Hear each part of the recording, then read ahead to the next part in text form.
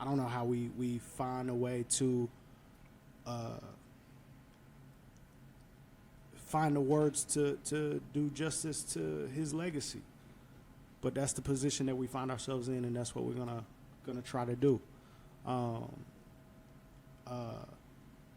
As a family, we're gonna try to get through this together as a family because that's what the basketball community does. We,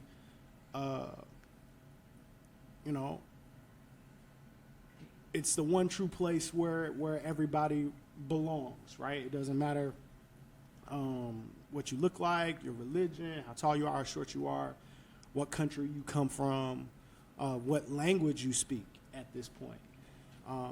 None of that matters. If you can hoop, you belong. And that is the beautiful part about this game that we all love. And so much of that Kobe Bryant actually embodied. He was a Philly kid from Italy. Yep. Spoke multiple languages. He was a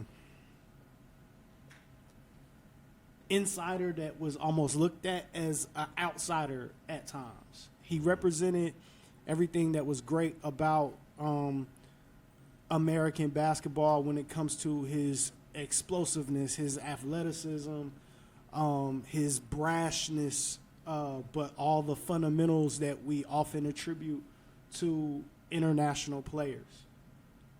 His footwork was unquestionably elite.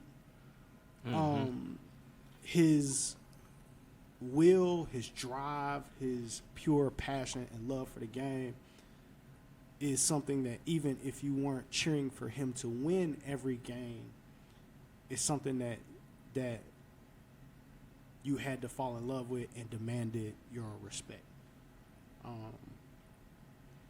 So, fellas, I will just, as we skip past our intros, because at this point, I don't know about you guys, but I feel really small right now. Yeah. I'll just toss it up to you guys and reactions, thoughts on how you felt when we heard what happened. Oh, man. I almost at a loss for words, like extremely shocked and taken back, like in disbelief. I think like the Kobe after his playing days, to me, and of course I don't know Kobe. I've never met him, but in my mind I've met Kobe. Yeah. In my head, Me too. I've met Kobe plenty of times. Yep. But like I've watched Kobe after his retirement, and to me that's like the person that I would want to be. That's you my know what favorite I mean? Kobe. Yep. Yeah. Kobe post-retirement is my favorite Like, Kobe. Yeah. He became his daughter's coach, her AAU coach. He was doing so many different ventures, business ventures. We just got to see another side of him, and like that to me is the person that I would like strive to be. Almost to the point where like, man, I kind of want to coach girls basketball now. Like that's what it did for me. 100%.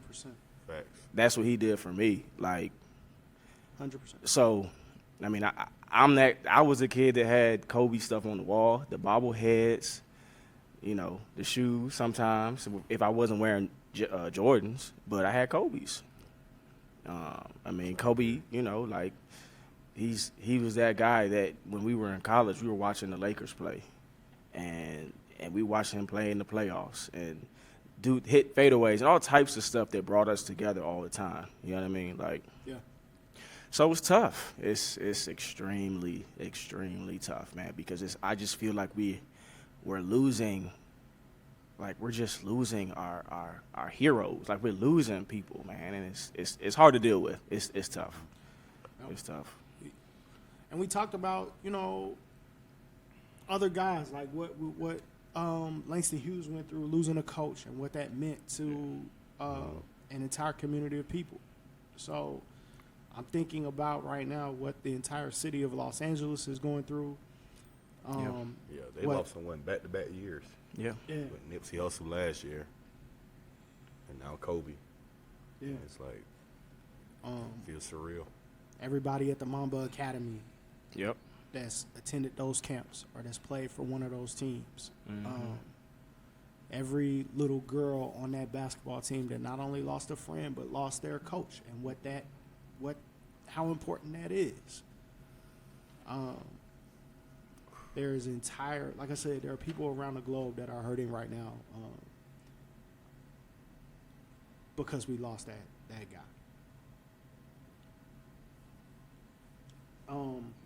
For me, it's kind of different because he's only some months older than me. So when he was going to the prom, I was going to the prom. When he was that guard, Kevin Garnett came out of high school the year before he did, but nobody thought a guard could come out of high school and be productive. Yep. And he was just that person that you watched and saw greatness. He was a competitor that, other than MJ, was on a different level 100%. of competitiveness and what he thought about the game, how he respected the game, how hard he worked. It's almost like you lose a family member, at least for me. Yeah. 100%. It's almost like you losing a family member for a guy I never had a chance to meet on a personal basis. Yep.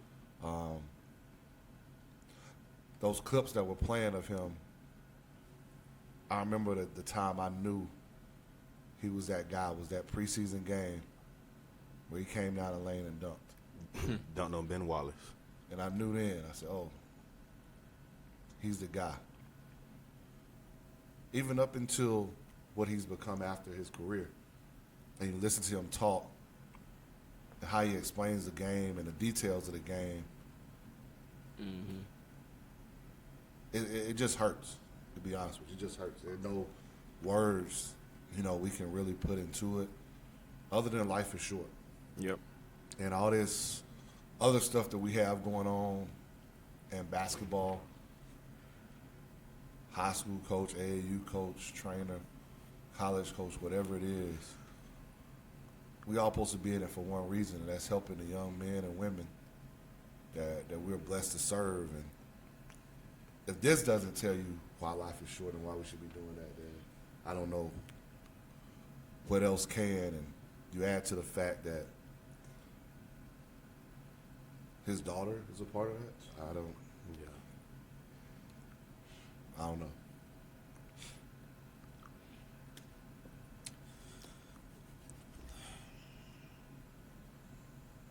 Hanging out with my son last night, we were having a conversation in the car on the way home, and I was telling him that as a parent, you're always terrified. Like, you never really stop being scared as a dad.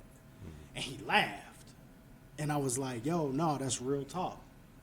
Like, no, every day, like, there's not a time that I don't, think about that. Kobe Bryant's parents are going through it. His wife. His other daughter. His other 3 daughters. Yeah. You said something very important. Kobe Bryant, when you compare it to MJ, he was the first superstar where you got to pull back the curtain. MJ, there were so many shadows. We never really knew what those legendary, we heard about it, but we never really knew what those legendary workouts look like. We never, you know what I mean? like we saw Pippen get big. We know that they were lifting weights or whatever. But with Kobe, we got to see the whole process, from beginning to end. From brash, young, 18-year-old to I need to be the man. It's not Shaq's team to. Yep. I'm more about championships, Ships. to even where he Yeah. was now after he Yeah. retired. You're right. We saw the game. And he was so passionate about, like, no, this is the process. Yeah. Like, Trace we is how got it's to get it see done. every detail. No, like, you got to be in the gym at 5:30 in the morning. Like, I lift weights. I get my shots up. I go stretch. I go, like, he never, it was like, he was brash, even of a sense of, I'm going to tell you exactly what my workout is, because I don't think you love this game as much as I love the game to go do it. Like, he was going to challenge you that much. Like, no, I'll tell you exactly what I do every day. You're not going to get up this early in the morning, Yep. and come and do that.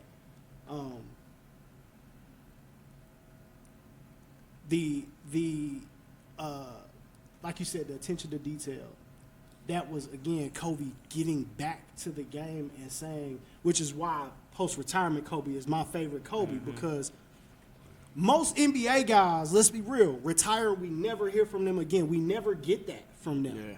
Yeah. Yeah. He didn't just complain about the state of the game, which I feel like so many people are doing with kids and criticizing kids right now. He didn't complain about the state of the game from his couch. He went and did something about He it. went and did something about it. Yep. He gave something that, which ESPN, every one of those Kobe Bryant details should be absolutely free. You should not have to go at this point to ESPN Plus to go see those. The kids need that. Yeah. He broke down the smallest, minute details of the game, not only to help pros get better, but every kid that wants to be a player can go back and watch those and get better. He didn't just take shots at AAU. He started a team. Started a brand. I don't think it was just AAU. I think it was basketball as a whole. As a whole, Where right. we need to be. And was open about talking about the detail of how he coached and trained his daughter. Never, like, there was never anything hidden about that dude, man, and I respected him. I often called him Bean, Bean. Yep. and I respected Bean. I wasn't always cheering for Bean. He was ripping my heart out on a nightly basis, so I remember a lot of those plays. But I always watched because I respected Bean. Like, I never felt like he sold me out. I never felt like when I was tuning in to watch Kobe, if I was giving up my time to watch Kobe, I know Kobe was going all out. Like, he was trying to win every single game, Every possession. 100%. Never So you cheated didn't me. have to worry about getting cheated of your money. Never You would cheated never me. play. Never cheated me. Or that he was was going never to sit out a game just to sit out. 100%. Or just show up. Oh, I'm here to show up. I'm not going to give it 100%. 100%. He, like, seeing Kobe cry after losing, like, because he loved the game and cared about the game so much. Like,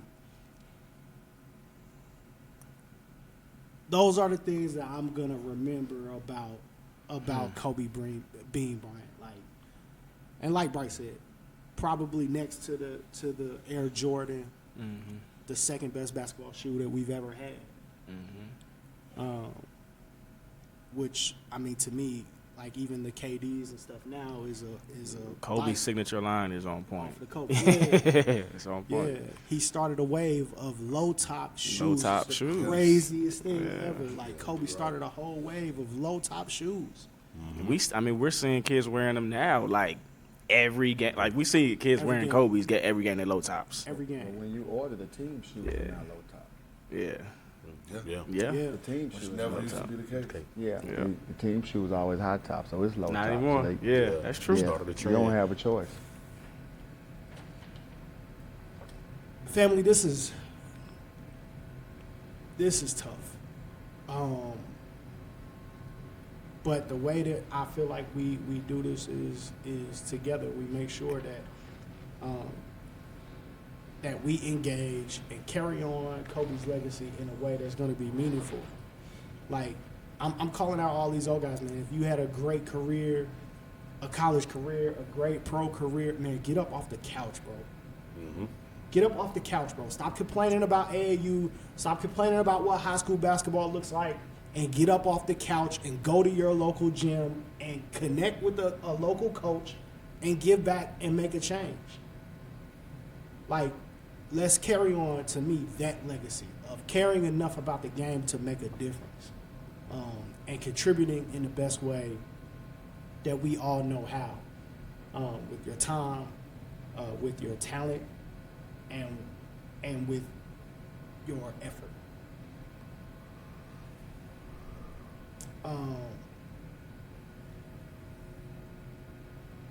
We're gonna try to do a show today, and I'm gonna try to still be entertaining.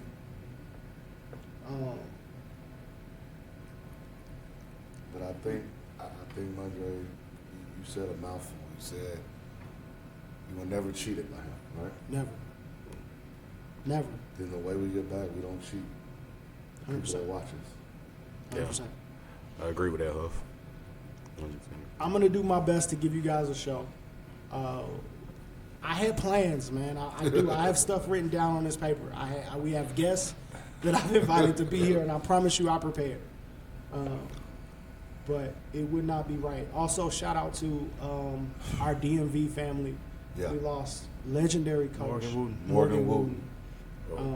Our DMV family, we did not forget about you. We know you are hurting just as much. Morgan was a father, a husband, a legendary coach. He was culture in DC, man. Yeah. 100%. Like when I grew up in the area, so it was almost like if you went to DeMatha, like you were a hooper, or if you went to DeMatha basketball camp, like that was a huge deal. Like it was a huge thing in the area to like, yeah, I go to DeMatha, like, you know what I'm saying? Like that's it was just big, man. My first ventures into coaching basketball, trying to figure out how do I run a tryout, how do I run a practice, came from purchasing His DVD. Yeah, that Yeah. DVD. Yeah. Sorry to all the kids that I made mistakes trying to copy Morgan Wooten, but Hey, My first bit of you went straight to the right person though. You know what I first mean? bit of influence. Yeah. Can't duplicate. At that time, there was no way I was duplicating that, but I tried. Yeah. And I learned a lot. And so shout out to all our people in DC that are still hurting based off of that.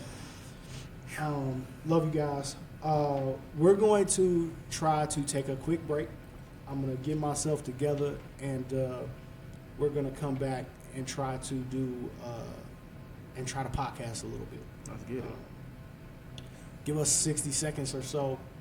Let's call it a moment of silence for Kobe. Take a moment of silence for yeah. Kobe, no doubt. A fade away. Thanks.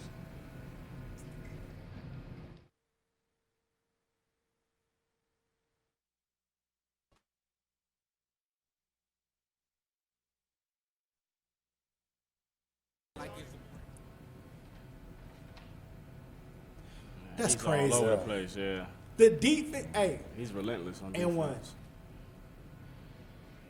Pick and roll. How you set it, the defense up. He's so patient. Yeah, like Physical.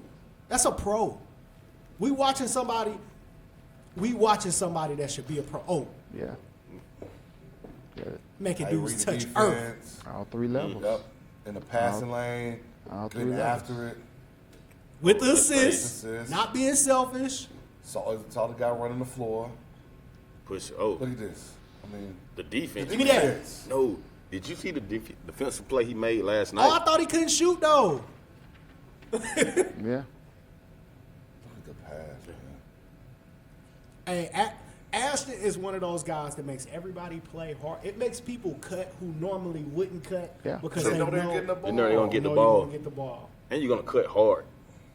No, you're gonna get it. He's a leader. If you're playing with somebody and you cut and you ain't gonna get the ball if you wide open, what does it make you think? Yeah, you had a kid like that, didn't you? Man, Hey, I'm just gonna keep us Hold on, going. what did he say? We're not. I want to. Man, I miss Man, shit. stay out your phone. Nah, man. nah, I'm stay, trying- out, trying- stay out the DMs. DMs. So This was an important deal. Stay off actually. Tinder. Stay off Tinder. Oh. I don't be on the Tinder, bruh. That's you. No. King of dating apps over here. Hell, here you go. The king of the OnlyFans. Keep going, man. I show PG-13 line. Yeah. He started. Ashton Higgins is dominating, man. Just dominant. And I wanted to congratulate him. I wanted to congratulate his family. To me, when you look at the mock drafts, Ashton Higgins is right now, I think, in the second round. I'm going to tell every GM, you're nuts. You're going to go draft another kid that has all the measurables and a 40-inch vertical that doesn't know how to play basketball, and you're going to miss out on somebody that can help your team win basketball games, that's going to be able to defend pros. At the hardest position in the NBA to defend, the point guard position, Ashton is going to be able to go to the NBA and guard point guards.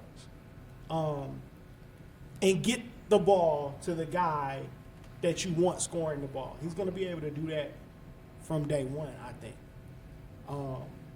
Some GM is going to mess it up, and they're going to take Ashton in the second round, and then Ashton's going to have to wait an extra year to go get all of his money, but I think it's going to happen.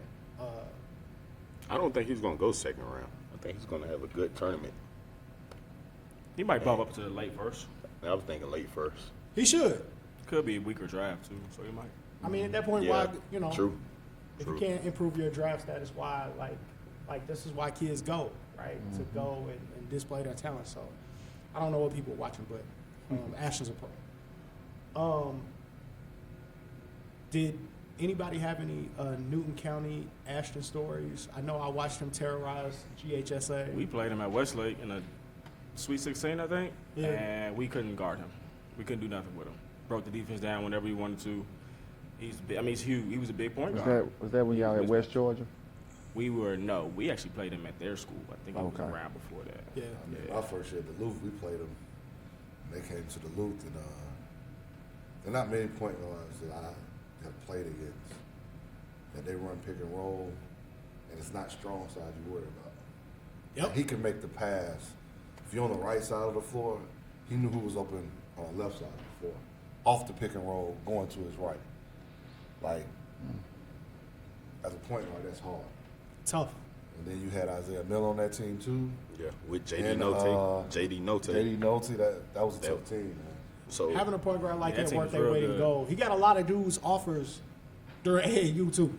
Oh, They yeah, had some. he was- They had some that- post players that were good too. That that team was legit. That game elite team was Yeah, off the that chain. team was tough. They were legit. So We lost them in triple overtime, I think. Westlake. triple. Triple overtime. But yeah, wanted to shout out to Ashton, man. So while we talk about evaluating talent, there was a coach who made some interesting statements. Coach George Ward is the head coach at Martin Luther King High School in Detroit. And after a game, defending some of his players, made some statements about the fact that the spring and AAU may not be the best time to evaluate talent. I would love for our listeners to hear that video. I think we have it queued up. Let's hear what Coach Ward has to say. I just think our defensive focus is much better than what people want to realize. And at the end of the day, you know, AAU basketball and Nike and everybody else has really done they've done a disservice to our kids. You look at my point guard, he's a 10th grader. Fundamentally, he's probably the best point guard in the city of Detroit. Got crazy tonight a little bit because of the atmosphere, because of the pressure he put on himself. Omar Ziegler, one of the best players in the state of Michigan, he's a junior. Nobody talks about them, I guess, because of the AAU affiliation or lack thereof. But I tell you what, if anybody does evaluations instead of April through July and come in December through March and really see what team basketball is and really sees a team that want to make winning plays, I can guarantee you our kids will be looked at a little bit more. So we're really proud of them. Pierre did a great job, the coach and the son. Their players did a great job. We'll possibly see them city championship night. But I can tell you this, we've got to be one of the favorites to win the state championship. And these guys are young and they're fighting, so I love them. We talk about kids that can score. We don't talk about kids that make winning plays anymore. It's unbelievable that this kid isn't talked about more. But so what? He's on my team. I'm glad he's here. If anybody, they evaluate on AAU play, right? Yeah, we listen. We're doing our kids a disservice, and you've seen the change in this. All of our kids get evaluated during the AAU time when there's no defense really being played overall. You got coaches on the sideline. I mean, I love our guys that volunteer their time to help young kids. But at the end of the day, to play against a team that's got a game plan for you, that watches tape, you got to make winning plays, you got to take a charge. I think that's the time that you got to evaluate kids. It's easy for a kid to go get 40 points against somebody that just had Taco Bell an hour earlier and doesn't give a damn about winning. Our kids put everything into winning. So at the end of the day, I just think Pierre's done a great job with this program. We've done a decent job over here. I look forward to seeing them again. They've got to be one of the favorites to win the Division II championship.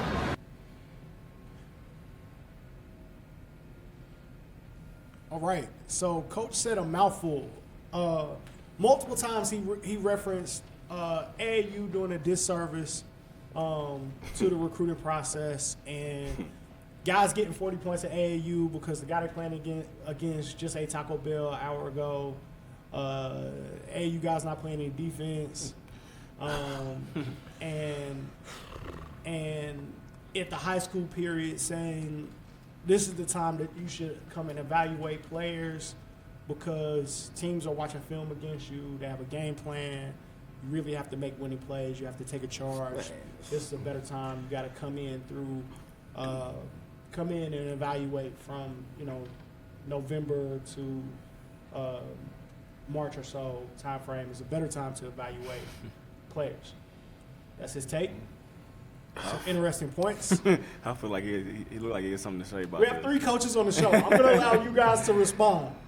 Go. Hey, man, let the AAU guy respond first. Nah, let the high school coaches go first. Respond. Yeah.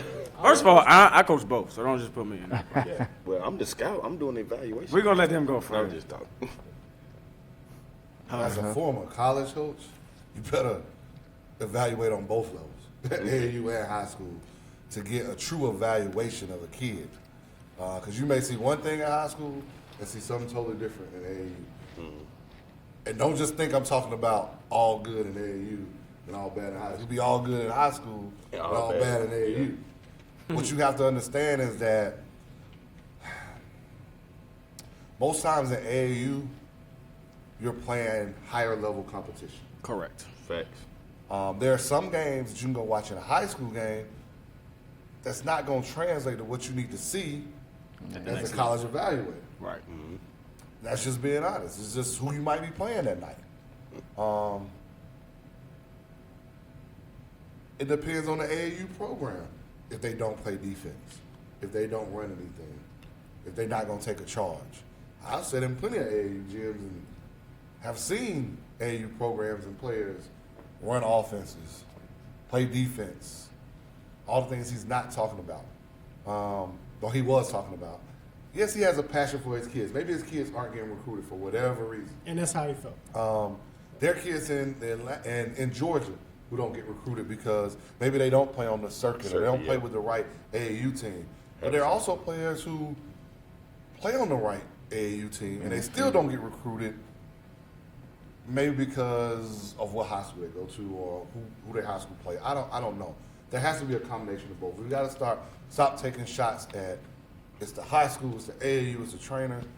Like we've talked about this before. There has to be some kind of process where everybody involved understands where we're trying to go with the kid.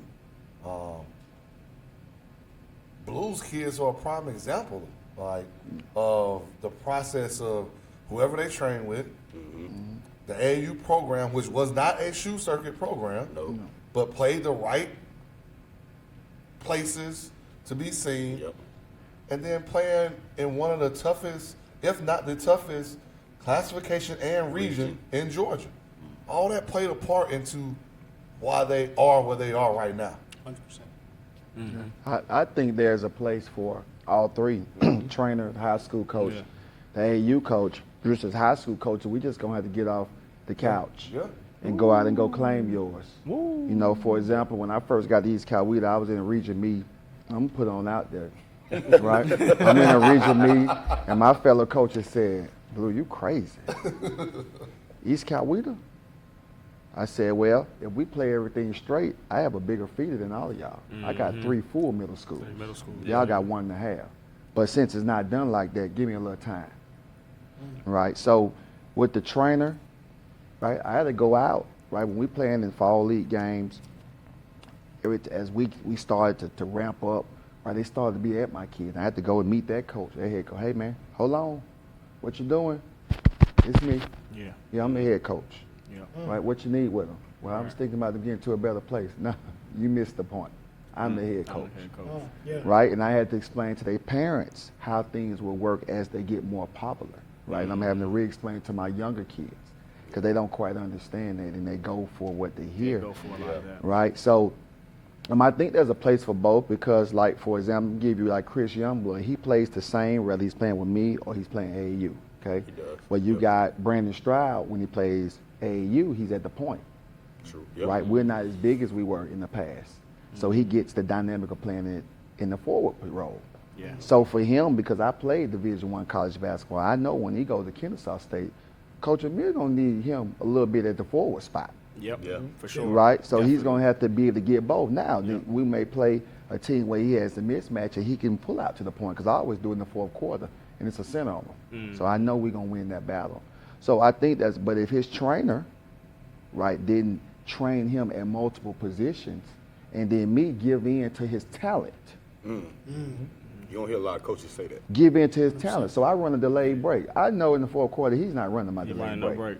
I know that, right? I don't think he knew I knew that, but I know he's going to finish the deal, right? And he knows the right play. Like, I have a young point guard in Joshua Cameron. He's a true Chris Paul type point guard. I told my coaches that when we played McIntosh, I think I might have to scrap the secondary break altogether for him. So as coaches, you have to give in to accommodate the kids' talent, which you may see on the AAU circuit, so that we can make the best for the kid. So, you know, the high school coaches, we just got to be a little bit more versatile, because when I grew up, when I was in high school from 93 to 97, you only had 2 or 3 AAU teams per state. I'm from Tuskegee, Alabama, so we had one in Birmingham, one in Mobile, or maybe 1 or 2 in Montgomery. That was it. Only the best of the best played AAU, right? And though you didn't have the trainer. Right, the training came. I remember when I first started to see the training. When my buddy coached coached high school ball, he coached JaVale McGee, he coached Lil Randall that played for Cal. But when we would go to Hale St. Francis in Chicago, then I would see Michael Jordan kids getting trained in the Friends. So that was like early 2000, like 2009, 2007, 2005 to 2007, and that's when you start to see the training and you start to see the players change form. Right, so it wasn't just about playing basketball, playing pickup from February to November. You start to see training going on March, April, and May. Then you start to see Michael Jordan and his security guards start to fund these AAU teams that were non-shoe circuit teams, so they could travel just like the Streets team, you know, the Streets team, the Nike team in Chicago. Right, and I think that's a huge thing that you just said. I mean, before, we were used to just 2 or 3 teams in the state. Maybe we might have had Team Georgia, we might have had the Stars, or Team Takeover might have been, Celtics might have been a few teams, but I think now, because of the training aspect, and kids they're stronger, they're bigger, they're faster, they're more athletic, there's more kids that can play. And that doesn't mean, so you have to kind of have a few more options for them, but I think as far as like the high school thing goes, like there's bad AAU, there's bad high school. But I think in AAU, if you're following a kid, let's say you follow a kid starting in high school, okay, I want to see him in the spring, you'll be able to see him against matchups that he'll likely see maybe at the next level more frequently.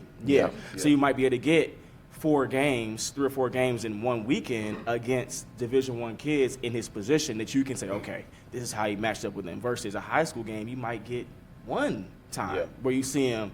So I think you need both. I think you need both. And it's the kid needs both too, because they need to understand that maybe on a high school team, I might be the best player and I need to be a leader. But in my AAU team, I might be second or third option, but that doesn't mean anything. I still need to perform in different, like Coach said, I need to perform in different ways. I think you get the talent piece in the AAU. I think you get the discipline piece in high school. Like he said, the preparation. Like I just got a text from Roy Welch, and he was just saying, man, I think you're going to make a deep run. This is what you need to prepare for. Triangle and twos, boxing ones for Stroud and Youngblood. He just texted me that. And his team is extremely disciplined. So you get that, and you need to see both. Yeah. You need to see both. So me and my offensive coordinator, as I call them, right, we've been preparing for that. So when we see Westlake plays a triangle and two last game. So when we see the triangle and two, we're going to be very well prepared. We're going to be boxing one. We're going to be very well prepared. Any type of junk defenses, you know, when you have less than 4 or 5 players, you know, you see, you know, you're going to get those. I think something that you said that was tremendous is your ability to give in to the talent of your players. I don't know how long it's been since I've heard that, but it's probably been a long time, Coach. I never heard it. but you gotta understand. Yeah, I haven't heard that before. Maybe a few times. You give in to your talent doesn't mean you're not disciplined. Yeah, 100%. No, and that's why I want to get into that. Right? Let's jump in and talk specifically about East Coweta basketball.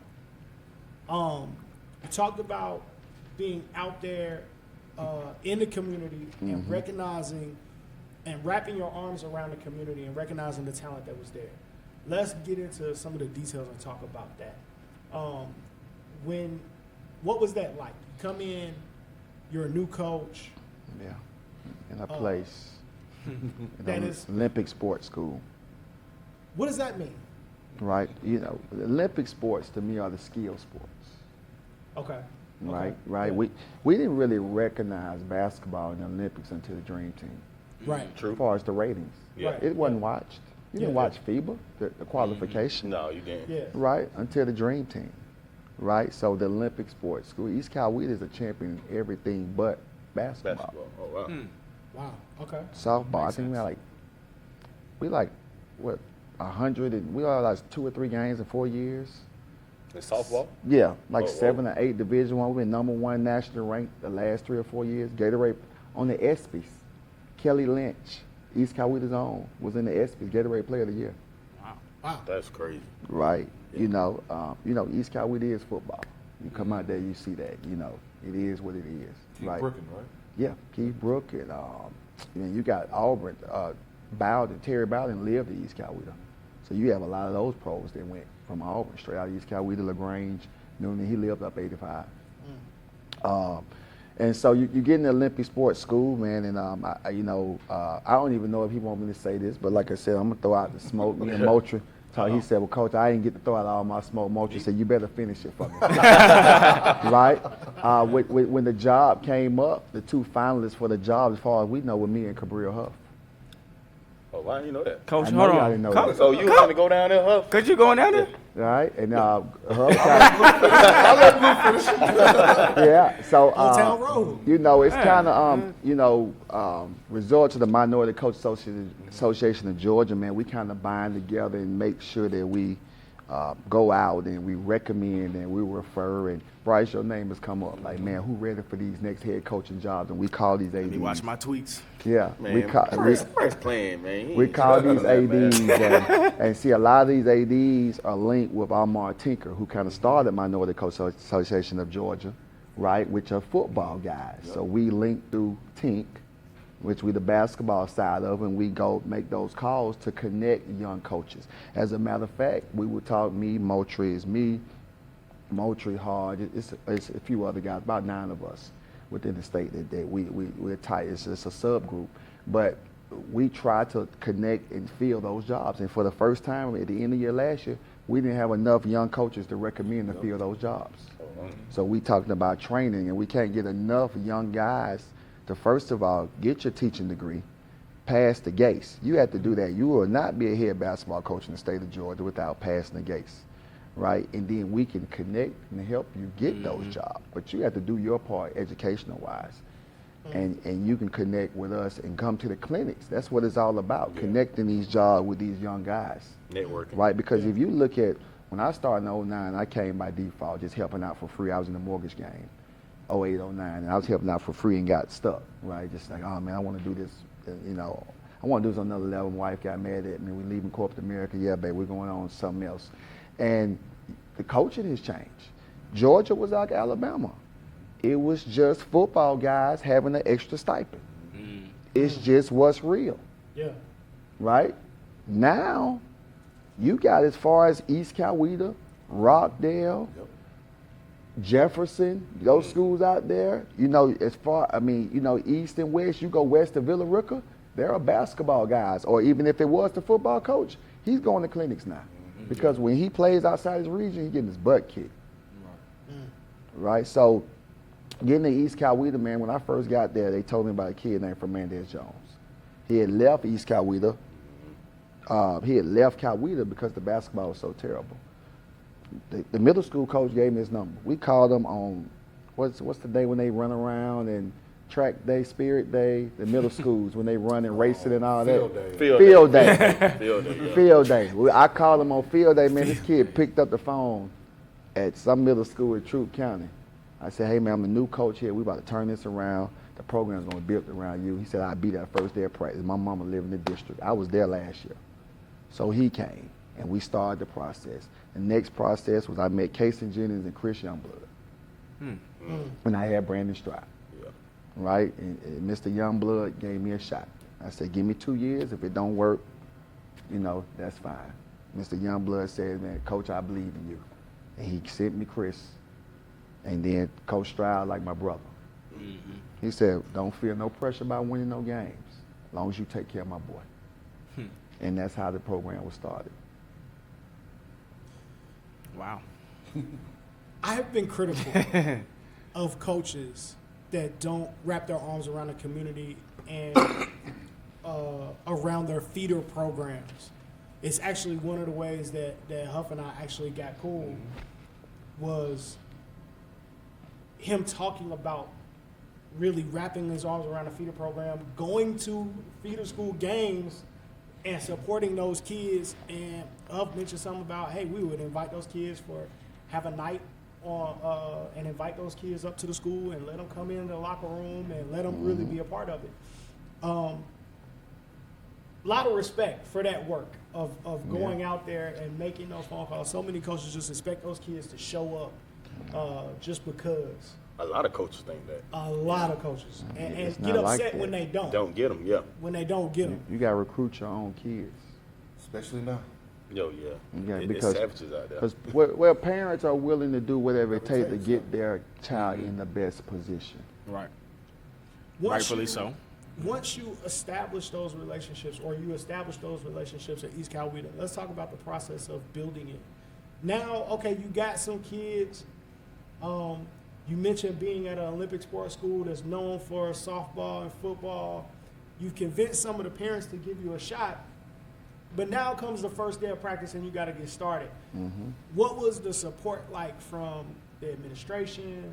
And let's talk about some of the early years of East Coweta basketball. What was that like? Well, at first, you know, they weren't sure because it had been down so long, right? They wasn't sure. And I remember my very first practice, they were still in 8th grade. Fernandez was here. He was a year ahead. And we ran a 3-man weave, all 3 kids at half court ran into each other.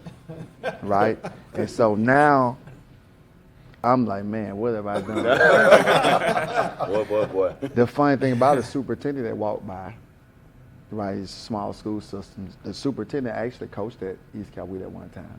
He had walked by and he shook his head and said, man, this young man got a long way to go. And he tells me that story once he comes around all the time. But anyway, man, we started off, we had to make sure, first of all, what do the kids like when you're building a program, right? So I did it at Monday's meal too, right? What do they like? They want to look good. Yep. So we bought Jordan uniforms. We started wearing Nike. I said, man, we're going to be like Coach Rodder. We will be the best dressed team in the state of Georgia, blow out 20. Because when I was at Monday's Mill, Westlake, 09, 010, Marcus Thornton, and the kid who left and went to Wheeler, what was his name? Small forward. They changed the rule. We can't shoot at halftime because of him. So he played for Memphis. Oh, yeah, it's his reason rule. Why they can't They went to during Memphis. halftime? The wing player, light-skinned kid. What did he do? What's his name? Jalon Kendrick. Kendrick. So Jalon Kendrick was in the game at halftime, and you could shoot in Yeah, the girls' yeah. game at halftime. Yeah, I remember, yeah. And so so Jalon is shooting on one side where Will is supposed to be shooting, and then he goes to the other side while the other team's shooting. And wouldn't get off. And wouldn't get off, bumping a couple of kids and stuff. So it's the Jalon Kendrick rule. They shut down shooting at halftime. That's been going on for years. I Yeah, didn't notice that. Jalon been out. So, but Jalon and Marcus Thornton and all them came to East Coweta in the Indiana blue and white striped pants. They walked in there with 8 guys looked like me. I said, oh my God. And I was assistant with Bobby Two Willingham. I said, man, what we finna do with this? He said, man, keep praying, young fella. We're gonna see what happens. Right, so once I saw that, I said, oh man, we're finna be the best dressed team. Right, so I started by that. Right now, we rotate about 8 different uniforms. We will be wearing a brand new uniform against Larry Thompson Tuesday. We'll be fighting for #1 place. Whoever wins this game, Brand new uniform. We'll be playing a brand new in honor of Kobe Bryant. Remember that when you see him. In honor of Kobe Bryant, we'll be wearing a brand new uniform. Right, we're the best dressed team below I-20. I guarantee you, nobody's rotating 8 uniforms. It might not be 2 big teams above I-20. Hey, like Brandon texted me, Coach, can we wear this uniform this time? Can we wear this uniform this time? What color we went? We got like gray, the Oregon and we got GHSA. black, we got 2 white, we got purple, and we got these we're about to break. Then we got the Adidas that we dressed around with. Yeah. So, and they hadn't seen them. So they'll see them, when they get dressed. Against Larry Thompson. I guarantee it. Then, East Coweta was very gracious, gave me a whole hallway of locker rooms. So I went in and East Coweta family, donated the money, and we put a $15,000 renovation in our locker rooms. So we got carpet locker rooms. They got NBA lockers with all kind of stuff to put their stuff in with their names and their lockers. They sit in, and we got stools. When you walk in, and the art department painted me a whole little chant. When I be dropping those videos for the games, you would see them. That's our locker room and stuff. I see why you left the corporate world. Yeah. Oh yeah. Most Little check down there in East Coweta. The whole locker room? I mean, the whole. I mean, but like I said, East Coweta was always a school of champions. That's what I always say. Yeah. Right. So it wasn't hard to actually get them to buy into it. I just had to show and tell. So the first year I won 6 games. Now the good thing about being in 7A is you can schedule your whole season. You only have 10 region games. So Coach Rogers told me this: son, don't never try to schedule too tough when you schedule yourself out of a job. So I'm not gonna lie, second year we played Hayville Charter, Best Academy. I agree. We played a bunch of schools that I knew kids buy in with wins. And you had a chance to win. Don't play that. I did that at Monday's Meal. I played that tough schedule, and I had to have that conversation with the AD. Hey man, we played this. He said, Coach, all we want is wins. We don't care who you play. Right. We need that So I confidence shut in that us. down. Yeah. Get them W's. Yeah, we as coaches, we have an ego. Yeah. To be a coach, you have to have an ego.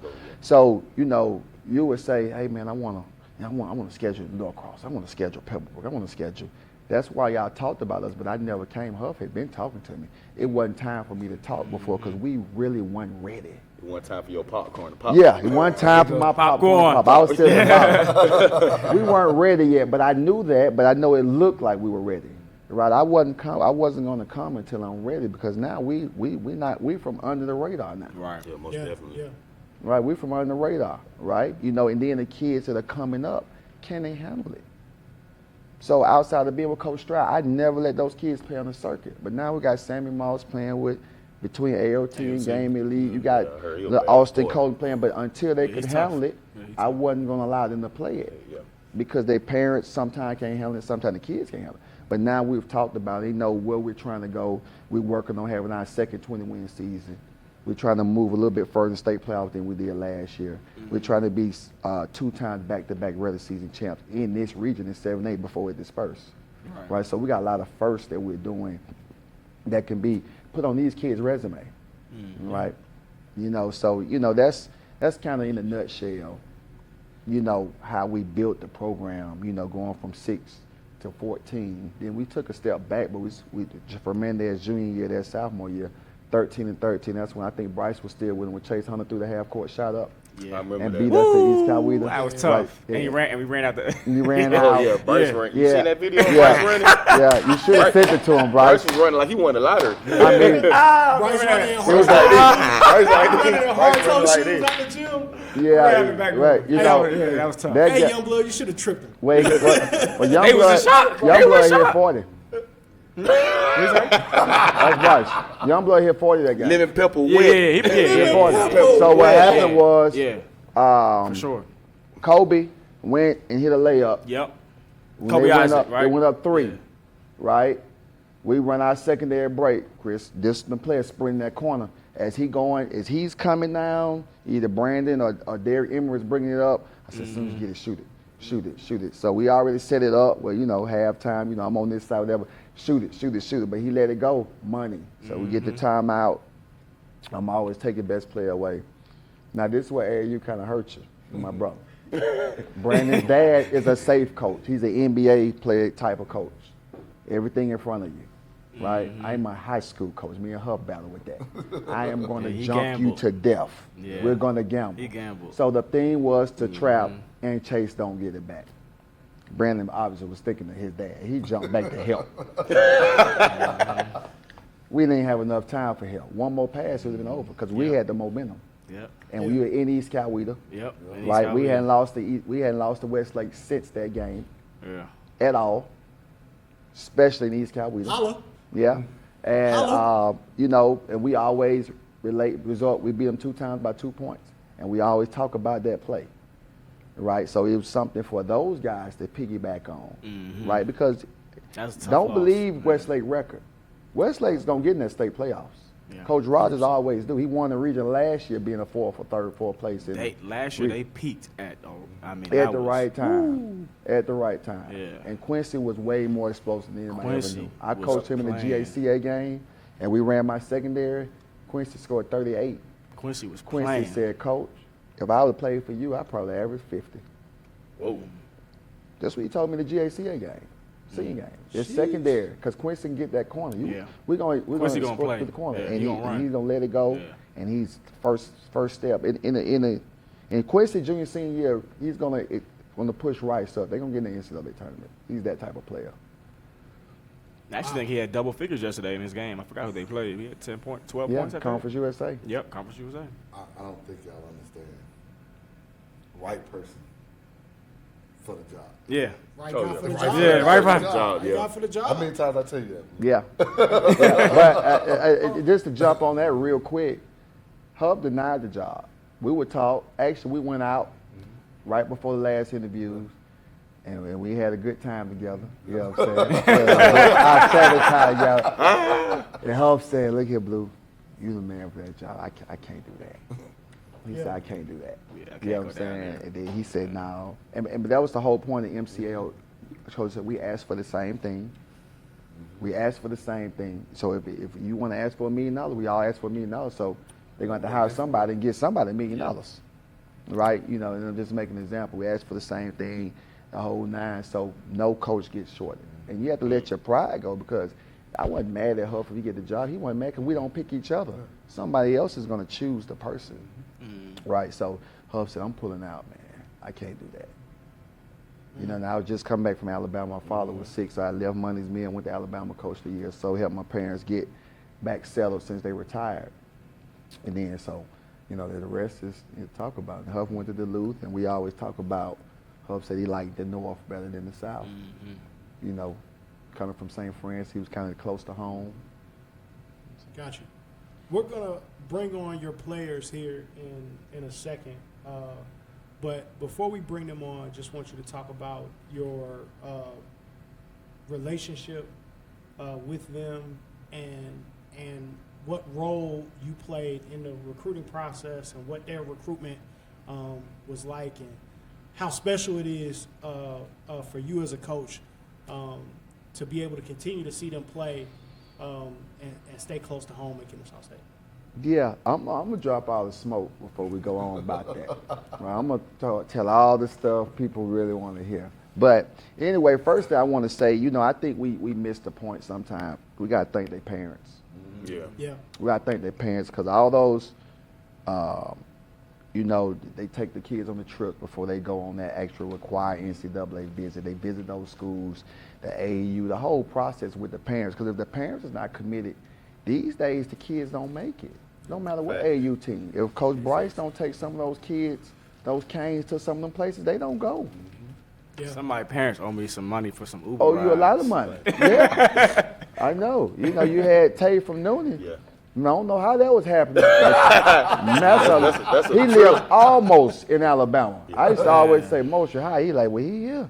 I'm like, man, thank God for Kobe Bryant. Because, I think West Georgia Takeover was a place to get Tay to a point. Yeah, for sure. And then Coach Bryce was to get him over the hump. I used to get him after work. Yeah. We just figured it out. Man, it was get over the hump. Though. And he needed Coach Bryce. He needed West Georgia Takeover. Yeah. Right? That's an example. And Tay needed Noonan. A place to, where a team wasn't that good, but he was able to display his talent. Man, he was explosive. Yes. Everybody say, man, if he would have just come on across the bridge, I say, no, I think that was the best place for him because we had a lot of talent at that time. So I don't know if at his skill set, if it would have been exhibited to the level it was at Noonan. Right. Because, oh my goodness. Yeah, he's scary. He was taking off. He's actually gotten his. I think he's gotten his first and second starts this week. Against High Point, I want to say. Yeah, he was Kenya Martin. Yeah, big fish in small pond. Yeah, in that work, you don't have to go to that team that's Wheeler or the team that's going to be ranked, the Miltons. The team that's perennial that you remember from all the years, right? That's going to win every year to get where you're trying to go. You just need to get the right group. But that's with Chris and Brandon, they played. After Friday, they would have played 100 regular season games for me. Just no JV, no ninth grade. This to be for Mandez, but it's my first 2 Division I players at East Coweta. I had D2, we had NAI at D3, but first 2 Division I players. And if I'm not mistaken, the first time East Coweta High School has had 2 Division I players on one team and signed at the same time and the same place. Yeah, that's crazy. Wow. Right, so, that's huge. For the community to see too. Because me and Mr. Youngblood, when after Chris gave Spalding 42 and hit 40 against Westlake, I called Andre Morgan. Oh, he was at North Carolina. He was at Greensboro. He was at Greensboro. I said, look here, man, you better get him now. It's about to go crazy. He just gave Westlake 40. He said, y'all win? I said, you're not worried about us winning, Dre. Don't worry about that. Exactly. Dre wasn't he on Twitter yesterday in the airport? He was on Twitter yesterday in the airport, right? Facts. Yeah, you're not worried about us winning, Dre. Quick, cut the small talk. You know what I'm saying? Right? He gave Westlake. Now, again, don't look at Coach Ross right now and saying, is he down? Right? He just doesn't have a big. That's all he needed. Then those 5 turned into 17-game wins right here. Yeah. Right? But he's learning to play without a big. He's been playing with a big for 30 years. Right. Yep.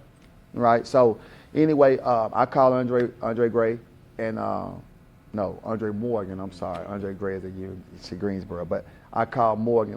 Morgan was there first, right? And he brought him up and he brought Fernandez up and so forth. And Andre went to Middle Tennessee State and also continued to recruit Chris. So, I'm thinking MTSU. That's what me and Mr. Youngblood thinking. But now, Coach Stroud has taken them through, the mud, 9th to 10th grade, moving up through the big shots, coming up playing, when they get the invites to all the big tournaments. And they just went through their slow process of getting into that that Sunday game at 6 o'clock, losing by a little bit, to the point where they started to win all those games. Yeah. And they went through their level. They didn't have to play on the circuit, and he just brought them up slowly by slowly as they got better. He called Max, what you think we need to do this summer? I said, man, they finished strong with me. He said, yeah, I'm finna go big with it. I think it's time. Yeah. I think it's time. I remember the Georgia Knights playing in the back jams. Yeah. On the radar. Yeah. Then when they came back, the following summer, they on the ESPN court. Yeah, they was on the ESPN court. We were supposed to have a showdown this year, but we couldn't get our schedules to connect. Yeah. So that's what Bryce gonna say. Look, man, hold up. We're going to bring him on in a minute. What's up, Bryce? But let me tell you something. I was in the building. Hey, Stroud was just there. hit you with the schedule. I was there. So me and Stroud on the court. Me and Stroud on the court, right? We on the court. We like, yo, I thought we was playing you. Stroud like, I thought we was playing you too. I'm like, hey, I don't make the schedule. We not coming back this, man. Okay. Well, I would say this, man. Last year, I can't speak to it. I just saw Stroud facial expression. last year, ain't want that smoke, man. some of your three-letter teams and so forth, when they got to be championship games, Georgia Knights, they went home. Yeah. I was there. Bryce was there. Battle Some of of your Georgia? three-letter teams. Now I'm talking about before the Battle of Georgia. They left. But the Battle of Georgia was big. Epic. Battle of Georgia was epic. As a matter of fact, some coaches were there. We were talking about building and have relationship with recruiting kids. I had my assistant there, one of my old assistants, sitting in Cloak and Dagger. Right, he coaches at Banneker now. And they would like, well, we ain't gonna send the East Coweta kid, man. Coach Blue crazy. He'll be up here in a minute. Right? So, but in building that, man, through that process, it started to ramp up. So, for Chris Wofford called, man, the schools just started going crazy calling. Then for Brandon at Cincinnati, and Ole Miss, and Temple, Aaron McKee is at Temple, and ECU, and Guys could have went anywhere they wanted to man, go. I mean, if Chris and Brandon still were open, man, it would be. Oh, yeah. Man, do you High know? majors. Both Do you of them, know high the gym, how the gym would be because of all the offers it would be? The kids would look at like the gym. It probably would be a huge distraction for us. Yeah.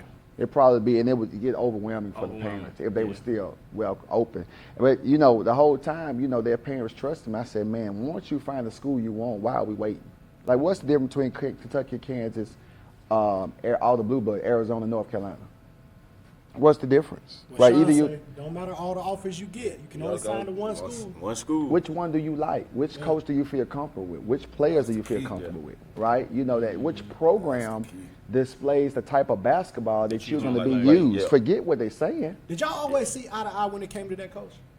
Were there a lot of conversations with you and the parents, Mr. Youngblood and Mr. Stroud? Man, like, you y'all know always what? kinda eye to You eye know with what? The kids interjecting like, nah, man. You know what? Funny, you talking about recruiting or the style? With the recruiting.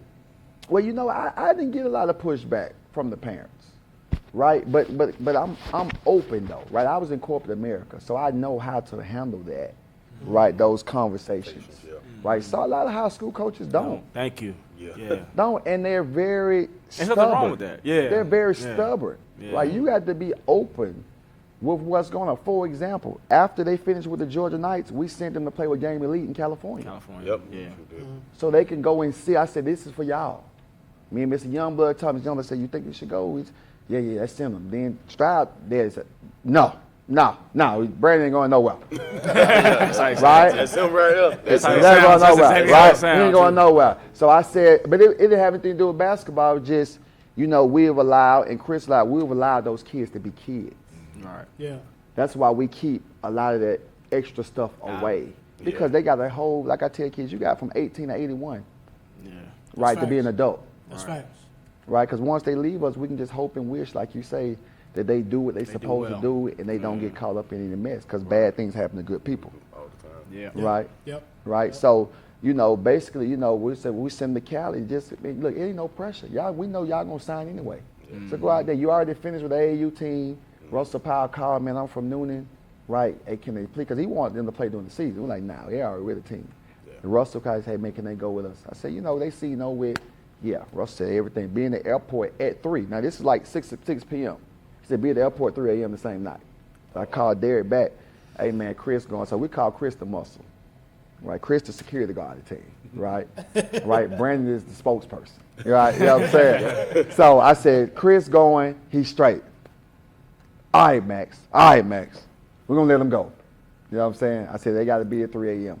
by the airport. And then they went out. I said, man, send me pictures. Live your life. So they took pictures with Nipsey Hussle, right? Pictures and all that, man. Stay in the mansion. Live that for that weekend. Taste that lifestyle out that there. life. That experience. That experience. Because that's what my program is about. Oh, yeah. In my locker room, I talk to the kids about the experience. Forget basketball. We're going to win basketball game. Because, I'm 6'7", right? I don't play tennis.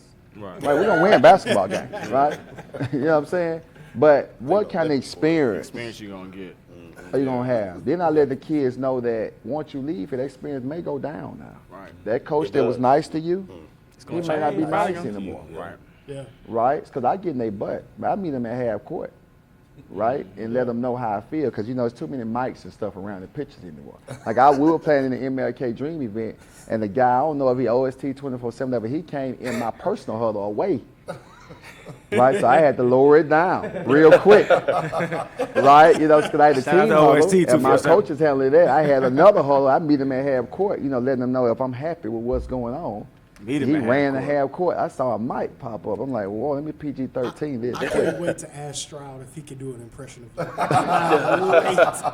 Oh, I can't wait. Yeah. So, man, through that process, man, so once Chris went up there, he said, Cole, what you think about me? So Chris was going up there to hoop, he thought. So Persia Williams like, hey, man, he coming to sign. I'm like, whoa. No, we finna put the pressure. I'm like, oh my God! Did you tell everybody that? He like, no, man, this time's done. Blue on the big time. Like Amir coming from Texas A&M, coming from Georgia, right? This high is done, right? So I said, okay, shoot, like I feel like I'm backstabbing Mr. Youngblood. He doesn't know either, right? We had a good relationship, right? He giving me his kid, has said nothing about the positions I put them in and everything. Cause I make all my kids, if you over 6'4", play the post at some point. You're going to get down in there because in the league, when you're going to college, you can't get that jump shot off. They don't call out of fouls and charges in college. You can go down there and you can go and get that work in the paint. Yeah. You get that work in the paint. I tell them, face up, post up, face up, because sometimes they don't know how to read picks. Right. Because we don't run a lot of picks anymore, right? So you can post up, face up, then turn to a guard again with the proper spacing. Like I tell them, you can't box in one of postman. So I'm waiting on you to box in one Youngblood. You better be ready to fight down there in that paint. So can't box in one of the post. Scary in the post. He said 6'4". We got 6'7". Don't want to go down. Don't want to go down. Man, listen, we play against them every day. 6'6" is yeah. We play. We seen him this weekend. I told one of my coaches we were playing against a team. I'm not gonna name. I said, man, what if I had that kid? He said he wouldn't play for you because his mama ain't going for that post up blue, and he ain't either. I said, yeah, it's best I stay down here in East Cal with him. Right, we were in the metro area watching the game. Right, yeah, you know what I'm saying. So, man, anyway, Chris went up there, and man, next thing I know, I see I'm doing something. Oh, I coach travel baseball. Moonlight's a travel baseball coach. Right, so I'm coaching travel baseball tournament. I got like 50 retweets, like over there. I'm like, man, what's going on? I got like 10 missed calls. The edit drop. Man, every college coach that was recruiting them called me, Blue, what's going on? Appalachian State, everybody. I'm like, man, what? Then I go up Twitter. Youngblood got a Kennesaw State jersey. I'm like, oh, man. I said, okay. So me and Brandon's getting recruited now. Youngblood kind of out the way. Youngblood's a very disciplined, locked in guy. So he's like, Coach, what am I waiting on? You said this. And I told him that a while ago. So I didn't really think, you don't know if the kid's really listening. Right. Yeah. And they went on locked in, right? And me and Coach Persson to get nervous, and when we send them out to Cali, they call Mr. Youngblood and stuff. We're like, man, look, don't worry about that. They locked in, man. We're gonna honor our commitment. We're not gonna bag out on you. I promise you that, right? Yeah. So now Brandon comes up. So we went to UNC Greensboro unofficial, right, with Andre Gray. Mm-hmm. And then Brandon, they're like, man, should we go to Cincinnati? Should we go here? Should we go there? Right. So everybody wants this very unique player that can play the 1 through the 5, right? Yeah. So we're going to UNC in there. UNC Green, Wes Miller poured it on. I'm talking about had me locked in. Had me locked in. Even Chris was like, I think Brandon going to commit with UNC Green, but they about to fly in, and Wes do the big time stuff. Like, he come in like he North Carolina. You could tell. You could tell when he walks up and down live period. Like, you tell like he knows Wes, big time. Wes really above. Yeah, he going somewhere else real soon. Right, he got to. Right, Wes Miller. Man, we talking. So me and him go, like Brandon is with other coaches. Me and him goes because he run the secondary. North Carolina, which we ran it at Jackson State where I played in Mississippi, but we got it from Roy Williams in Kansas. He played for Roy Ordine at North Carolina. Right? So we go on the board. He's like, where you get that from? How do you know that? So I'm hitting them with secondary options. This is what I run, this and that, because they're quick offense. Mm-hmm. Country boys. Hitters, yeah. Country boys, right? We can play organized basketball without having to think. We come down, 2 or 3 passes real quick, come down real hard and fast, and we right into it. Yeah. Like, you can't walk into it because it's too simple. But you come down right into it. That's how Fernandez Stroud. That's how Chris Stroud. How we get their shots. And it seems like they always open. It's happening real fast. You got to sprint into it like it's a suicide. Right. And if you don't, it's a problem because it's not going to work walking into it. All right. So me and Wes going to the back. We're doing board work. Right. You know, and my son with them. I seen his son and me with the players. And they got he recruits his guy. Like, if you look at those point guards, they just regular old kids. Yeah. Regular old, the twins, they regular old guys, but they work for Wes. So Wes pouring it on, and they got a lot of guys who personality match Brandon. So he went on the trip. And Brandon, you know, is a social kid. So I thought UNC Greensboro would be the best place for him. And then Stroud called and said, man, you got a Mir number? For what? I'm calling the Mir for? Hold on, like, I'm trying to filter stuff now because Mir was always nervous to recruit both of them because he did not want to feel like he didn't want the other. And Mr. Youngblood never knew that. I would not let them recruit Brandon because I didn't want Chris to be like, you know, here we go again. Brandon dad, Brandon here, Chris. I did not want Chris to feel a certain type of way. I said, no. If you want whatever one you want, you stay away from the other one, or I'm pulling them. Mr. Youngblood never knew that. I said, you would not make my kids feel like they still got to live in the shadows of each other. And Chris playing for Brandon there, I never knew if it was a problem, but I was not going to let this be a problem for the last part of his possible career of basketball. So I said, no. You're not going to recruit both of them. Pick the one you want, and that's what it's going to be. We'll go somewhere else with other. Because understand, they started recruiting Youngblood at Georgia. So Tom Crean had Youngblood there. He was Oladipo/Wade. I think Tom allowed Amir to take him off their recruiting list because they called and I sent them, we played the game, I sent both of them, but he was really into Chris. He said, this is Oladipo. Cream said, this is Oladipo/Wade. Same body, same game, same everything. Right? Wow. So That's that a was huge that situation. comparison. Yeah. Very huge. He said, I know what I'm looking at. I know how this going to go the whole nine. So, you know, so when Amir took him in and all that, I said, good job. But I said I was not going to let them recruit both. So when he called, and Derek doesn't know this. You know what I'm saying? This is the first time, right? This is brand new smoke, right? He said, man, I see what you're doing, right? Because, you know, I want Brandon to go to the same place like I sent him for high school. And you said you trust Amir, right? And because Chris, Stroud didn't really know them boys. I said, yeah. He said, so he called Amir and he started to recruit Brandon and Brandon's a certain type of kid, right? You know, always had a dad in his life, you know, deal with him a certain way, very disciplined, right? He's not gonna let him sway and so forth. And I asked him, he said, Coach, I'm gonna go. Now, after he finished his trip, Saturday or Sunday, Wes Miller's supposed to fly in on Monday to seal the deal. He said, Coach, I'm gonna go with Kennesaw. What? I said, what? And I knew Chris was working on him and stuff, and Kaysen was working on him and stuff, but I was like, we're going to go like this. That's going to be a serious right? And so I was backcourt. talking to Brown, I said, you know, this is an individual decision. Yeah. This has nothing to do with Chris and Kaysen.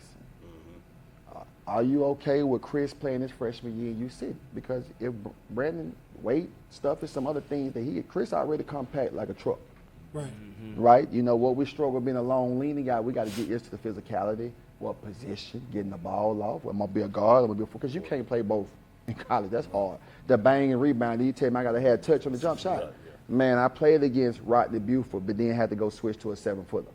Right. Yeah. Rodney Buford played for Creighton and played for Philadelphia 76. I played against Tyrone Lue my freshman year in 1997. Right? You know, Tyrone Lue switched to me, but then at the same time, I got to switch off Boom Shay when we played Georgetown. John Thompson. I played against them guys, right? So I'm like, man. So I said, are you okay with sitting and Chris playing? Are you going to feel like I shouldn't have came here? Because we don't do no transfer. Ain't no transfer unless coach leave. Right. I'm telling you, we're not transferring. Right? We're not going to leave just because things are not going my way. Right? You're going to sit there and work your way. Because like I said, when you transfer, because I went to Grambling first. Coach got fired into Jackson State. When you transfer, you start over again. Yeah. System. Whether the coach like those shots, my teammates, proving myself, the whole nine. So anyhow, Brandon said, Coach, I'm sure. He said, go where we feel comfortable. And he told me this. He said he was doing something. And he, you know, Brandon, his dad, wrestle a lot. He said he bumped Coach Amir, and Coach Amir wrestled with him. He said, this is my guy. Hey. He said they did nothing on their recruiting trip. And I told him, I said, well, how did you get him? He said, I told him, you want to go party, you go to Greensboro. But if you want to work, you come here. And that's all you wrote. There you have it. That's the story. Ladies and gentlemen, we're going to take a quick break. I got one. We can't let him get out of here. Okay. Not talking about HBCUs. He talked about. You got to talk played at about Jackson Jacksonville State and Okay. Grambling. And Yes. Grambling. We got to talk. Like, we've had discussions on this show of how we can improve and get players to go to HBCU. Man, I need your take. all right, real quick. First of all, not to knock the mid-majors, but if you're not talking about major, like my son not going right to Georgia Southern and stuff. Huff was at Alcorn. If you're not talking about, and Mr. Youngblood with Alabama State, you're talking about Alabama State, Alabama A&M game, you're talking about Georgia Southern, Georgia State. No comparison. Right? No comparison. You're talking about Bethune-Cookman, FAMU, Jackson State Southern, Jackson State Grambling. You're talking about Howard, Hampton. No comparison. I remember I walked in the gym, right, we were Grambling playing Prairie View, and they had a mini dome seat about the size of Wheeler. Every step had a frat or a sorority stepping. They had a DJ on the stage. They had cheerleaders Girls and dancing. dance girls under the goal. The gym was dead packed. They called my name, Maxwell. I'm like, you ain't ready, son. I'm like, no. Man, between every TV timeout, you got the Q stepping. You got the Delta stepping. You got them rolling and DJ. strolling all through the court. So real quick, guys, in Atlanta, I know we have the smaller HBCUs in Georgia, the Division II schools, but your Division I HBCUs, the experience is none other. But it's just not televised. Because, the TV knows. If they put that back on TV like BET was when I was growing up, it's over for It was the on mid-majors. It was on If BET? they- Yes, they used to Oh, come they need on to bring TV. that back. Morehouse Yeah, they need to Tuskegee bring that used to back. come on TV. Oh, they need to bring that all back. HBCUs They reach out to they the should have had a platform. Morehouse Clark game on BET. Like, Yeah. That'd be dope. That'd be Man, really dope. why not? We got the platform for them. Reach out to the platform. Reach out to SUV. SUV For real. TV. Let's Yeah. do it. Man, The I- love of the game will pull up, and we will do Man, it's- your games, and we'll give it all the Love the it. love and Love. acclaim. Love. Let me give y'all an example. I'm just looking on Twitter, Fort Valley Albany Albany game. State, yeah, that was. What was that, lit. Saturday? Yeah, this past Saturday. How much did the gym seat? It was no space. Well, Clark and Wall to Morehouse wall. was Clark and Clark and Morehouse. Yeah. The Morehouse and Tuskegee game in Tuskegee. I used to come from Alabama or I used to come from Mississippi or Louisiana to try to catch that game at night and roll back to school in the morning. Right? And I'm just talking about, you go on the East Coast, you got Delaware State, Yep. Norfolk State, State and Hampton, Hampton. same city pretty much. Yep. You're talking about 7,000, Howard. 8,000. Yeah, man, the real HU game. Right? I call myself the chairman of HBCU because I go to all the games all over the place. Chairman Yeah, of but on the flip side, our HBCUs use the excuse of us not having a budget or scared to recruit Atlanta. HBCU, if you just come, like I called Alabama State when Chris Youngblood hit 40. I called Lewis Jackson. I called Jackson State. They said they're not sure. I said, good luck. I'm not calling you again. Right? Because his dad went to HBCU. Is it? His dad graduated from Alabama State. I Hey, called Is it? we gotta get out here. Yeah. We're gonna bring the kids on. They always not sure. Why they always not I sure? don't, man. I don't Huff? know. I'm not gonna Can we go speak there. on I'm that? talking about I'm me. not gonna go there. How come they always not Who sure? will tell you, I come down here for a week and I was gonna hit up every spot. But it just seems like they Tell me always no. not sure. Hey, we're gonna come right back with Brandon Stroud and Chris Young. I was so upset about it I couldn't even say their names right. We're coming right back with Brandon Stroud and Chris Youngblood. Shout out to the homie AJ Holland. Stay with us. 60 seconds. We'll be right back. AJ.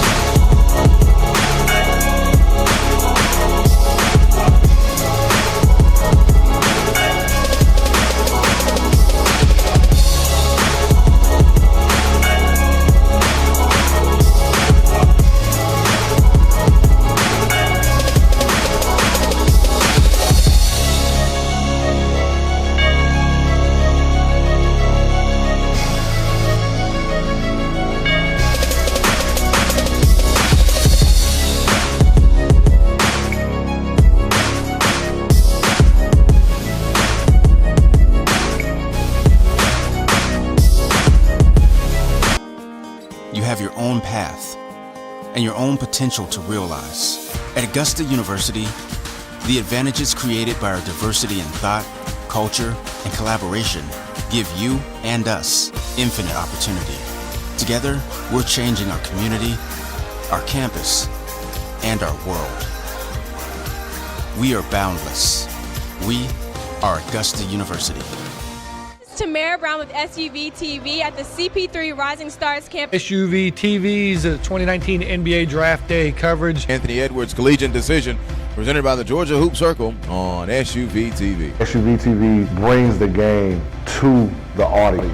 You give a better focus on the actual game at hand. Sometimes you could tell it's just a running camera by itself sitting there, but with SUV TV, it's more of a personal experience. Just the exposure, being able to see games that you normally wouldn't be able to see, not only here locally, but across the country. Those angles make you pick up different things as a coach, as an evaluator. They're giving you great quality, nobody talking in the background. I think it brings basketball to the forefront. Whether it's a family member that was in a different state, they can watch the game, or just bringing in more coverage for these players, or if it just allows us to raise more money for something like Susan G. Komen. And so I think this event has grown because you guys have been a part of it the whole entire time. SUV TV has given a different light to kids that don't always get the best exposure. The commentary that goes along with the games, I think, is always interesting. Touchdown. Oh, yes, sir.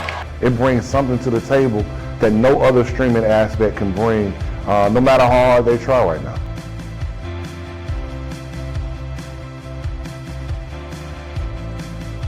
Game time, Avian Williamson at the buzzer.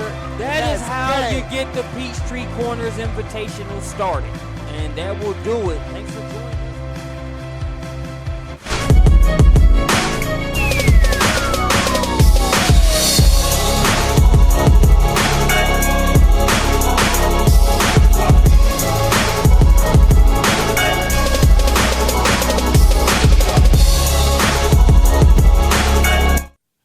It's the Love of the Game podcast, and we are back. With the dudes. Always like, hey, this is our first time, man. This is special, right? This is special. Hope y'all tuning in. Because you guys have the distinct honor of being the first players that we've ever had on our show. Yeah. And that's special, man, because I feel like we created this in mind for players. We're not mad if you ain't heard a podcast before. Welcome, Stroud, Youngblood, big supporters of you guys. We were talking about East Coweta. We've been talking about you guys solid on this program for the last 2 years. Before we were at SUV, right? Before we got with SUV, yeah, for sure. So no fake love, man. As we were able to watch you guys explode onto the scene, we were heavy supporters of you guys and everything that you guys have been doing. Georgia Knights also. Even Bryce, there's a rivalry there, but still supportive. Y'all could come back in April and watch if y'all. I don't know if y'all still got a team, but We still have a team. I ain't trying. Hey, I'm gonna have some smoke for April. If you want to bring, you come back and sit on the bench or something. So real quick, man, you guys committed to and signed with Kennesaw State. I'm gonna give our viewers a couple of statistics about Kennesaw State. The number. Are these recent or are these last year? This is fairly recent. Okay. So you guys represent the number 47 recruiting class in the country. That's amazing. That is incredible at Kennesaw State. So incredible, in fact, I tried to go back and find the last time that they had a top 50 recruiting class ever, and I could not find it. The last time, 24/7 has both of you guys as 3-star athletes, and the last time Kennesaw State has even had a 3-star, I had to go all the way back to 2007 when Kelvin McConnell. I was about to say, hold on, was a 3-star at Kennesaw Natural State. Born trainer. Was it 3-star? Was a 3-star at Kennesaw. You know he gonna repost this, right? He's definitely. He's gonna repost this. He's definitely. I mean, I believe it. I only tough. know because I follow him on IG and I saw the videos posted. But I saw he was getting buckets. He was a 1,000-point scorer, right? So he was. I believe that grew got the last big win that Kennesaw State ever got. And then they beat Georgia Paul Tech. Hewitt, Georgia Tech, Lamont Shumpert. Yeah. They beat them? Yeah. I could not even find another Kennesaw State recruiting class that was even ranked at all, period. So there's that. I just wanted to set the stage of how monumental this is. Yeah, I can't because think there of are people one. watching this podcast, they're going to be hating and say, oh, man, why they get to come up here? No, because this is a huge moment. We're talking about a program inside of our state, very close to home, inside the, to the city, inside the perimeter. It's big time. With their first top 50 recruiting class that we've seen. In over a decade. And it comes because they were loyal to local Georgia kids and got kids to come from home, man. So we appreciate you guys. Congratulations on your signing to Kennesaw State. Congratulations on being a part of that first top 50 recruiting class. Appreciate that. Kudos to you guys for doing that. Now let's get to it. I need that impression. Who on the team? Don't look over there. Don't look over there. Does anybody? You're a senior. You're going to be gone soon. It's okay. Just do it. I can't even do it. It's I can't even say it. Like, it's too much. Yeah, it's too much. Does anybody on the team, go ahead and write out a freshman, does anybody on the team do a good impression of Coach Blue? It had to be either last year for Mendez definitely. Or this year Austin. I forgot his last name. No, it'll probably be JK. Yeah, they do it the best. But they're scared to do it because they're so scared of Coach Fernandez. Tell Coach Holland to tape you and just send it in. Just text us. Thanks. Hit it. Hey, man. Slide in the DMs. Mine, not Bryce's, because he only answers. I'm going to check it. It just might take me 72 hours. We need to see that impression, Coach Blue. But just a couple of questions, guys. Outside of the congratulations, we definitely wanted to just celebrate you guys. But any insight that you can give us to your thought process around committing to Kennesaw State and insight into your recruiting process? Man, there was a lot going to this. I wasn't really thinking about Kennesaw at the time. I was just playing, talking to my dad about colleges and stuff.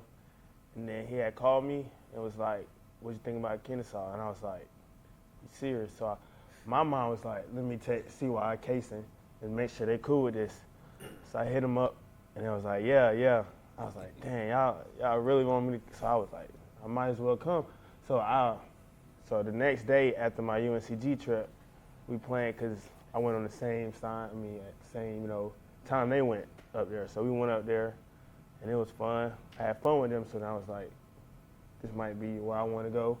So I went to high school with CY, so we connected, and then me and Casey became closer through CY. So I just felt like this was the right school to be. And Coach Amir, man, he's incredible. He's incredible, man. I can definitely feel that when you meet him, when you talk to him. Yeah. He came on the show and talked about, how important all of this was. He couldn't really mention you guys by name. You weren't signed yet, so he couldn't mention that, but I get the same feeling. Chris, they call you the muscle. You were the first to kind of make that decision. Yes, sir. You made your decision before Stroud and before Casey Jennings, right? Yes, sir. What was that process like? How did you know that quickly? Like, no, this is home. I'm good. Well, I've always went my first instinct when it comes to making decisions. Mm-hmm. So every visit I took, I didn't really feel it. Yeah. But when I went to Kennesaw, the coaching staff, the vibe they gave me, I loved it. I've never, the coaches never really talked to me like that. All the coaches that always talked to me was always playing. Fluff.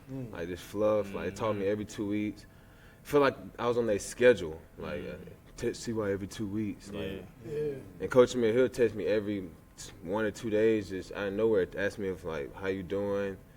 No other coach ever did that for me. So that's how I knew Coach really cared about me.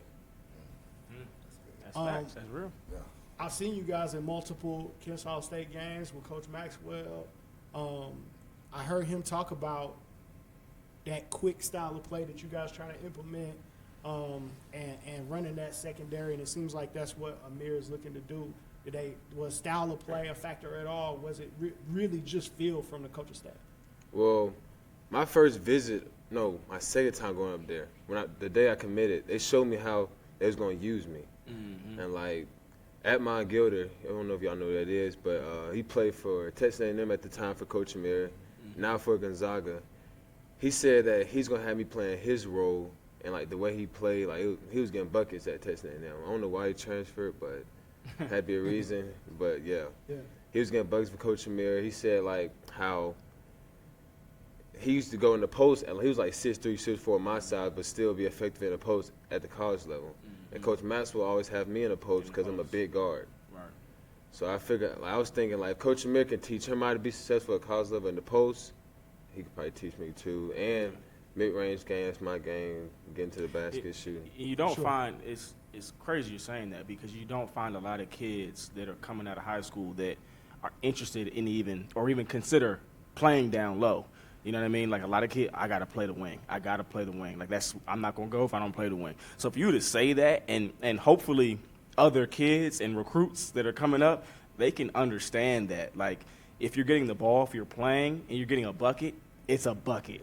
It's 2 point. You know what I mean? It's the same amount of points as – that doesn't mean that you might not step out to the wing or bring the ball down or whatever, but you're being versatile. You're changing the game. You know what I mean? So a lot of kids need to hear that, because – they think that I'm going to go to college, coach is going to throw me on the box, and that's that. Whereas you might end up playing the 4, right? And you might lead the team in rebounds. It happens, like, right now. I've seen it. So for you to say that, that's huge, in my opinion. I think that's a big deal. One of the things that stuck out to me is that you guys committed even before you saw the success of Amani Harris was having before injury, Terrell Burden before injury. Terrell was out there getting busy. Yeah. But you guys even bought in before that. How happy were you for those guys seeing their early success, and did it emphasize that, yep, we made the right decision? It would have to be Coach Amir. You know what I'm saying? He told me that before I got there, we're going to make an impact to the school, stuff like that. And the way Terrell and them was doing, you can see it. Yeah, you can see it. Coach Amir just got there. He's telling the truth. Yeah. Them his first player, so I was like, okay, I can understand where he's coming from. Whatever he's saying to me, it has to be true, because them players are doing some big time stuff. Right. Did the transformation of EC, did that play an impact on why you wanted to go to Kennesaw to say, we can do the same thing at the next level? Like, from, I don't want to say nothing, but from nothing to something. Did that kind of play an impact? For me, it did, because, like, I thrive off of people doubting me, and, like, people, okay, we can't do this. So, like, I was ready for that position to be, like, turn the program around, because they're struggling right now, and they were struggling in the past, too. So I'm ready for that position. We can say from nothing to something. We can say that. I mean, you know, hey, I love the program. I'm there all the time, but yeah, we can say that. Your coach said something that was very meaningful. He talked about, hey, are you okay with going there even if you have to sit? That's not something that most kids typically prepare for or even want to hear not used at to all. They're not used to sitting down. Yeah. Two-part question. Number one, how is Coach Maxwell one of those I'm gonna keep it real coaches at all times? Most definitely. Most definitely. They didn't hesitate to wait. Most definitely. Quickly, 100% real. Okay, cool. And were you guys truly not concerned about that? Like you felt like you're gonna turn it around no matter what, even if you have to wait a year to be able to step out on the floor to go do that? I was most definitely, because everybody has their time. You know, sometimes you don't just get in right away and excel. You have to work. So I was okay with, waiting my time whenever my time is, but I just got to make sure I'm ready when I get my time. Yeah. You know what I'm saying? So it was just a matter of time when it came for me to display my talent at Kennesaw. A lot of kids coming out are, especially in you guys' position, are concerned about their level. Mid-major, high major, low major.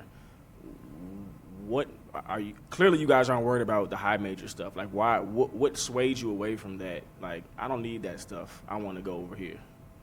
Really, just loving the game. Like, if you love the game, as long as you're hooping, you're satisfied. Right.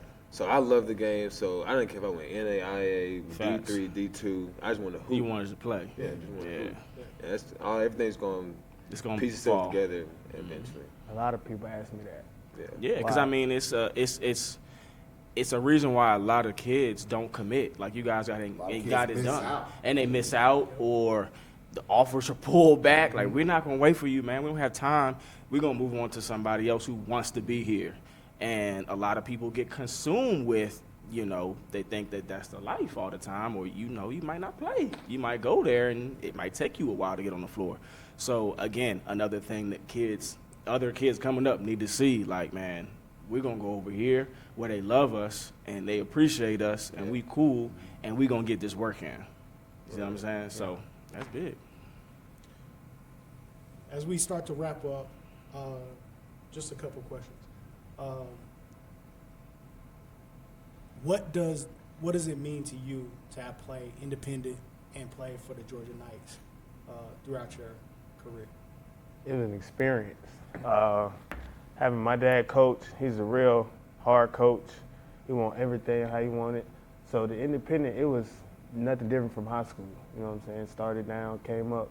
But we started with a group of people who wanted to win, who wanted to be successful. So we just stayed together. Nobody left. Nobody got selfish. We just did what we wanted to do with win. So as time progressed, as we went up, we kept working in the gym, practice at FLA. Nobody knew where that was, in the back gym. And we would just have competitive scrimmages. Yeah. Very competitive, man. Like every time we would play, it would probably be a fight. Yeah. Cause we want to win. Yeah. Going at it. Yeah. So it was just, as we keep going, we just wanted to win. That's it. Last question, fellas. The future of Kennesaw State, what does it look like with you guys in tow? Give us a prediction of what that future looks like. What's the goal? Oh, NCAA championship for a fact. Making the tournament, like facing adversity, like we're gonna be okay with failing, because in order to get better, like you gotta fail at some point. Everything's just not like everything's not good yet. Yeah. So like we're ready for people to doubt us. Like once we lose like a couple games in a row, okay, they're just freshmen. They're not what they thought they was gonna be. Like we're ready for that. And ready to throw out that. People gonna talk, man. That's what they do. Yeah. Kennesaw State championship. I'm doing the wiggle. I mean, you guys are gonna be go. From watching you guys, in school and AAU, and then watching Cason as well. That can be scary, in my opinion. You know what I mean? As you guys gel and get older and stuff like that, and get used to the college game, that could be a backcourt that can take you guys to the next level for sure. Yes, sir. Fellas, man, we definitely appreciate y'all coming on. Appreciate you guys being the first players to come on to the show. I look forward to watching you guys at Kennesaw State. Look forward to watching you guys complete your high school season, man. Appreciate that. We gotta close. We got to? We got to close. We gotta close. When did y'all know y'all were good at East Coweta? Like when y'all when he dropped that 40 ball. I think it was like. How did you feel when you saw me run out the gym? It was actually that game when I knew like the next year, like I was sophomores, I was a sophomore. Then our senior class was a junior at that time. So that's how I knew it was gonna be special next year, because we had that edge. Like y'all were young still. Yeah, we were still young. We still had a lot to learn. So I feel like we needed that. Yeah. So that's how I knew we was gonna take off the next season. What team or player that you were just like, man, they can go? Really, for me, it was my freshman year. We was playing Chuma. I don't know why. That's a good pick. I don't know why coach put me in a game. So they was in a 1-2-2 press. Chuma's at the top. Man. I take the ball out, I pass, and I get it back. I'm like, oh my gosh. Yeah, I don't want that. I pass it right to Chuma. Dunk. Again. Dunk. Coach, get me out the game. Get me out the game. Chuma cheating, jumping passes. Yeah, it's like just so long you can't get. Chuma was a cheat code. Chuma was a cheat code. He was a cheat code. Yep. Mine would have to be Colin Sexton, man. playing him at Pebblebrook, that was tough. That was tough. Been there, bro. But and then at EC, you know, he'll do his little dunk routine after the game. He tried to do it. I took the ball.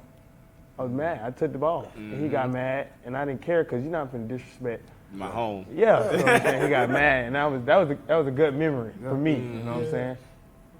It was just straight. Hey, they picked two great players. Yeah. Hey, man, I'm impressed. I'm impressed. Let them get out of here Good call, Huff. Good call. Hey, man.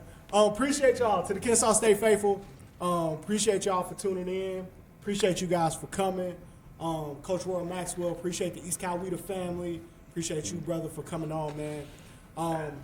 Stay tuned. We're going to take a quick break, 30-minute pause. 30. Well, not quite 30 minutes, but we're coming back with Dip Metris. Yeah. Dip Metris from Augusta University at 7 p.m. Keep it locked. Y'all bringing that Coming heat today, man. boy. Y'all bringing that heat. Love of the game, man. We coming back. Stay tuned.